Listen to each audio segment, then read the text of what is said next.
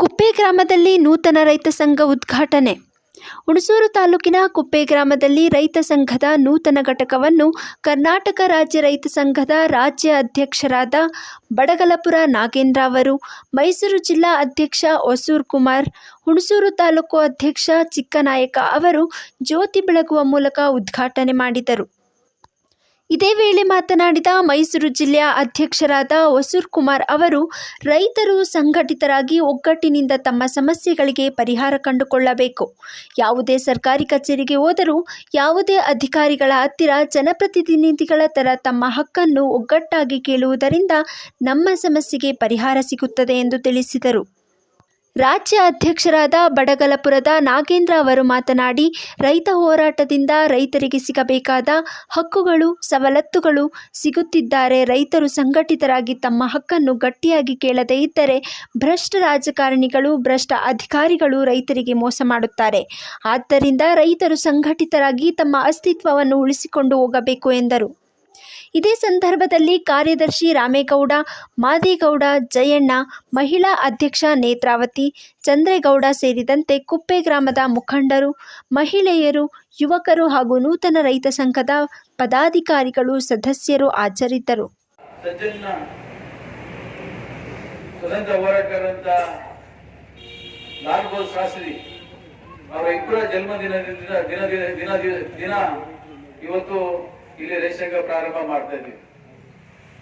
ಇವತ್ತು ಧಾರ್ಮಿಕವಾಗಿ ಅಮಾಸೆಯ ದಿನ ಕೆಲವರು ಇರ್ಬೋದು, ಏನಿವತ್ತು ರೈತ ಸಂಘ ಮಾಡ್ತಾ ಇದೀವಿ ಅಂತ. ಅಮಾಸೆ ಅನ್ನೋದು ಒಳ್ಳೆ ಕೆಲಸಕ್ಕೆ ತಡೆ ಅಂತ ಆಗೋದಿಲ್ಲ. ಅಮಾವಾಸ್ಯೆ ದಿನ ಒಂದು ಶ್ರೇಷ್ಠವಾದ ಕೆಲಸವನ್ನು ಪ್ರಾರಂಭ ಮಾಡಿದ್ರೆ ಅದೆಲ್ಲೂ ಕೂಡ ಅದರಿಂದ ಆಗಂತ ರಾಜ್ಯಾಧ್ಯಕ್ಷರು ಅಮಾವಾಸ್ಯೆ ದಿವಸನೇ ಮದುವೆ ಮಾಡ್ಕೋತಾರೆ. ಇವೆಲ್ಲವೂ ಕೂಡ ರೈತ ಸಂಘದಲ್ಲಿ ರೈತರು ಅಂದ್ರೆ ಭೂಮಿ ಉಳ್ಳವರು ಮಾತ್ರ ರೈತ ಸಂಘವನ್ನ ಕಟ್ಟಿ ಹೋರಾಟ ಮಾಡ್ತಾ ಇದ್ದಾರೆ. ಅವ್ರು ಸಾಲ ಮನ್ನಾ ಮಾಡ್ಕೋತಾ ಇದ್ದಾರೆ. ಬಹುಸಂಖ್ಯಾತರು ಮೇಲ್ವರ್ಗದವರು ಮಾತ್ರ ರೈತ ಸಂಘನ ಹೆಚ್ಚು ಬಳಕೆ ಮಾಡ್ಕೋತಾರಂತಂದು ಇಂದಿನ ಈ ದೇಶವನ್ನು ಆಳ್ತಿದ್ದಂತ ರಾಜಕೀಯ ಪಕ್ಷಗಳು ಹಲವಾರು ರೀತಿಯ ಪ್ರತಿಗಳನ್ನ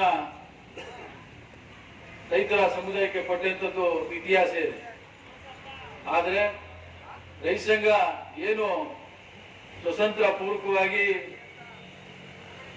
ಮಹಾತ್ಮ ಗಾಂಧಿ ಅವರು ತನ್ನ ಬದುಕನ್ನೇ ಈ ದೇಶ ಸ್ವತಂತ್ರಕ್ಕೆ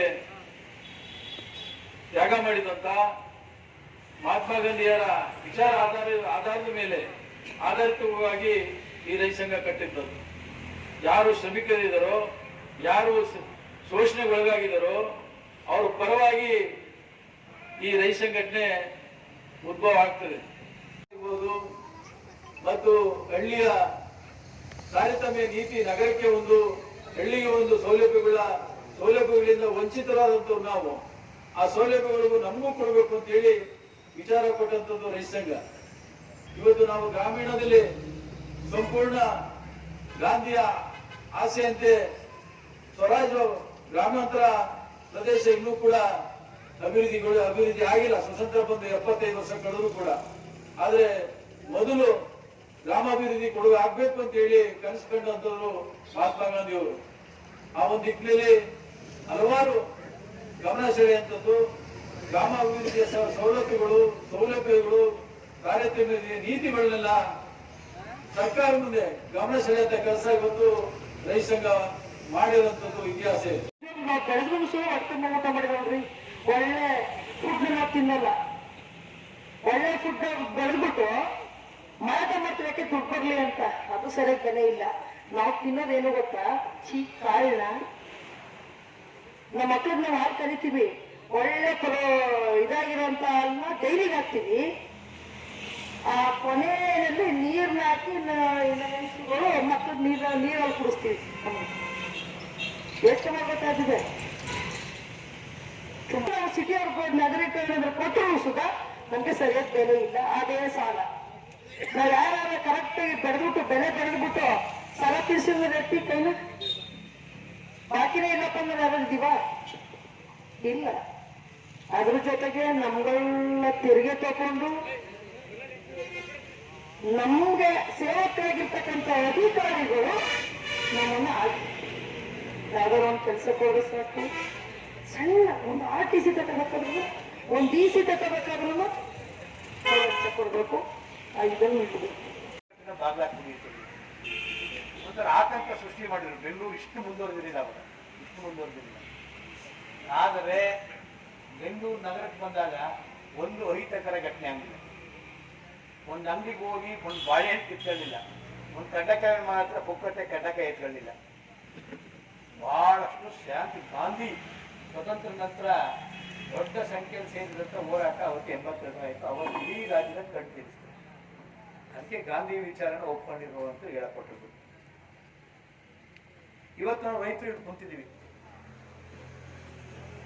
ನಾವು ಸಮಸ್ಯೆ ಒಂದಲ್ಲ ಒಂದು ರೀತಿ ಅನುಭವಿಸ್ತಾ ಇದ್ದೀವಿ, ಹುಟ್ಟಲಾಗಿಂದು ಅನುಭವಿಸ್ತಾ ಇದ್ದೀವಿ.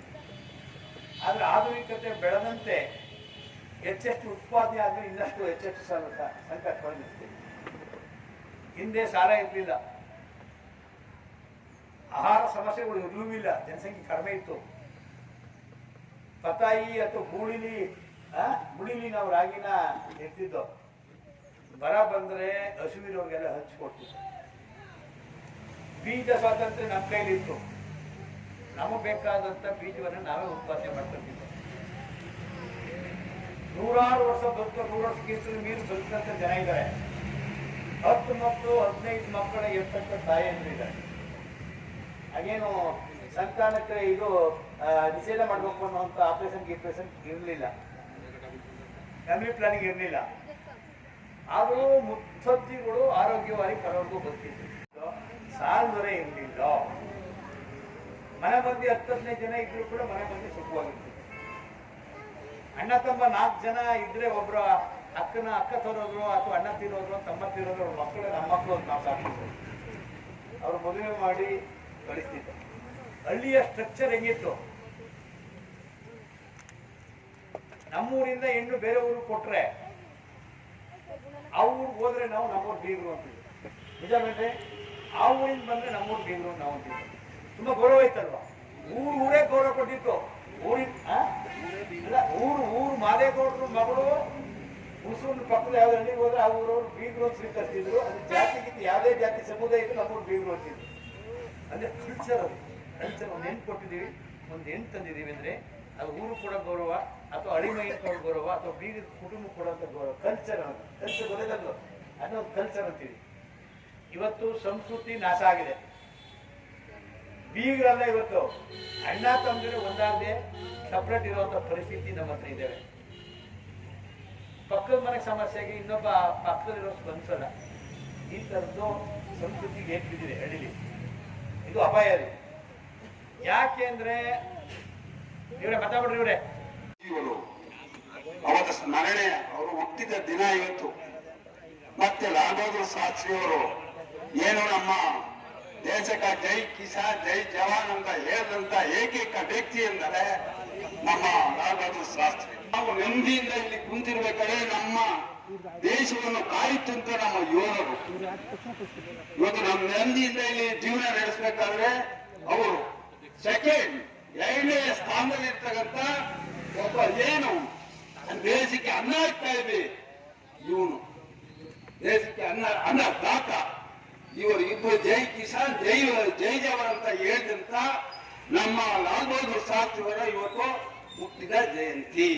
ಇಂಥ ಒಂದು ಸಂದರ್ಭದಲ್ಲಿ 1869ರಲ್ಲಿ ನಮ್ಮ ಮಹಾತ್ಮರಾದಂತ ಗಾಂಧೀಜಿಯವರು ಗುಜರಾತಿನ ಪೋರ್ಬಂದರಲ್ಲಿ ಜನಿಸಿ ತಂದೆ ಕರಮಚಂದ್, ತಾಯಿ ಕುದರಿಬಾಯಿ ಎಂಬುವರ ಒಂದು ಗರ್ಭದಲ್ಲಿ ಒಂದು ಜನಿಸಿ ಈ ನಮ್ಮ ದೇಶಕ್ಕೆ ಇವತ್ತು ನಾವೇನಾದ್ರೂ ಒಂದು ಉಸಿರು ಕೊಡ್ತಾವಿ, ಒಂದು ಉಸಿರಾಟ ಆಗ್ತಾವಿ ಅಂದ್ರೆ ಆ ಮಹಾತ್ಮ ಗಾಂಧೀಜಿಯವರು. ಮಹಿಳಾ ಸಂಘಟ ಯಾಕೆ ಬೇಕು? ನಾನು ಸಹ ರೈತ ಸಂಘಕ್ಕೆ ಯಾಕೆ ಬಂದೆ ಅಂತ ಹೇಳ್ತೀನಿ ಅಷ್ಟೇ. ನಾನು ಒಂದು ಸಣ್ಣ ಮಾರಿಸ್ ಫ್ಯಾಕ್ಟ್ರಿಯಲ್ಲಿ ಕೆಲಸ ಮಾಡ್ತಿದ್ದೆ. ಅದಾದ್ಮೇಲೆ ರಿಸೈನ್ ಮಾಡಿದ್ಮೇಲೆ ನಾನು ರೈತರಾಗಿ ವ್ಯವಸಾಯಕ್ಕೆ ಬಂದೆ. ಅವಾಗ ಹೊಗೆ ಸೊಪ್ಪು ಬೆಳೀತಿದ್ದೋ, ಮತ್ತೆ ಪಂಪ್ ಸೆಟ್ ಹಾಕ್ಸಿದ್ದೋ. ಪಂಪ್ ಸೆಟ್ ವಿಚಾರಕ್ಕೆ ಹೋದಾಗ ನಮ್ಮಲ್ಲಿ ಲೈನ್ಗಳವೆಲ್ಲ ಟಿ ಸಿ ಹತ್ರ ಆ ಲೈನ್ಗಳು ಒಂದೊಂದು ಸುಟ್ಟೋಗ್ಬಿಡವು. ಕರೆದ್ರೆ ಯಾವುದೇ ಲೈನ್ ಮ್ಯಾನ್ ಬರೋಕಿಲ್ಲ. ನಾವು ಜೈ ಹತ್ರ ಬೈತಲ್ಲ ಇದ್ದಿಲ್ಲ ಬಿಡಿ, ನಮ್ಗೆ ಗೊತ್ತಿದ್ದೆ ಲೈನ್ ಮ್ಯಾನು. ಜೈ ಯಾರು ಗೊತ್ತಿಲ್ಲ, ಇಂಜಿನಿಯರ್ ಯಾರು ಗೊತ್ತಿಲ್ಲ, ಯಾರು ಗೊತ್ತಿಲ್ಲ ನಮ್ಗೆ. ಇವನು ಫೋನ್ ಮಾಡವು, ಅಣ್ಣ ಅದಿಷ್ಟು ದುಡ್ಡು ಕೊಡ್ಬೇಕಣ್ಣ, ಅದು ಹಾಕಕ್ಕೆ ಅಷ್ಟು ದುಡ್ಡು ಜೋಡಿಸ್ಕೊಬಿಡಿ, ಬಂದು ಹಾಕೊಡ್ತೀನಿ ಅನ್ನೋರು. ಆಯ್ತು ಅಣ್ಣ, ಬಂದು ಹಾಕೊಟ್ಬಿಡಿ, ನಮ್ ಬೆಳೆ ಎಲ್ಲ ಒಣಗೋಯ್ತಾವೆ, ಬಣ್ಣ ಆಯ್ತು ಆಯ್ತು ಅಂತವ. ನಾವೆಲ್ಲರೂ ದುಡ್ಡು ಎತ್ಕೊಂಡು 100, 200 ಅವ್ನು ಕೊಟ್ಟು ಹಾಕ್ಸ್ಕೊಳಕ್ಕೆ 3 ದಿನ ಆಗೋದು. ಮಾಡಿದ್ವಿ. ಸಂಘ ಓಪನ್ ಮಾಡಕ್ಕೆ ಒಂದು ಕಾರಣ ಇತ್ತು. ಅವತ್ತು ಸ್ಟೂಪುಡೆಂಟ್ ನೋಡ್ಬೇಕು ಅಂತ ಅಂದ್ರೆ ಒಂದು ಅಪಾಯಿಂಟ್ಮೆಂಟ್ ತಗೋಬೇಕಿತ್ತು. ಸ್ಟೂಪುಡೆಂಟ್ ಅಪಾಯಿಂಟ್ಮೆಂಟ್ ತಗೋಬೇಕಿತ್ತು.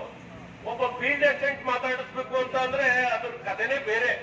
ಅವ್ರಿಗೇನೋ ಒಂದು ಏಕವಚನದಲ್ಲಿ ಮಾತಾಡ್ರೆ ಪಾಸ್ಬುಕ್ ಇಟ್ಬಿಟ್ರೆ ಒಂದು ಸೀಟ್ ಮಾಡ್ಬಿಡ್ರಿ ಏನಾದ್ರು ಆ ಒಂದು ಸ್ಥಿತಿನಲ್ಲಿ ಇತ್ತು ಟೊಬಾಕೋ ಮಂಡಿ. ಅವತ್ತು 2008ರಲ್ಲಿ ಯಾರೋ ಚೇರ್ಮನ್ ಬಂದ್ರು. ನಾನು ಕೂಡ ನಾನೇನು ಹೋರಾಟಕ್ಕೆ ಬರ್ಬೇಕಾದ ಅಗತ್ಯನೂ ಇದ್ದಿಲ್ಲ. ನಾನು ವ್ಯಾಪಾರ ಮಾಡ್ತಿದ್ದೆ.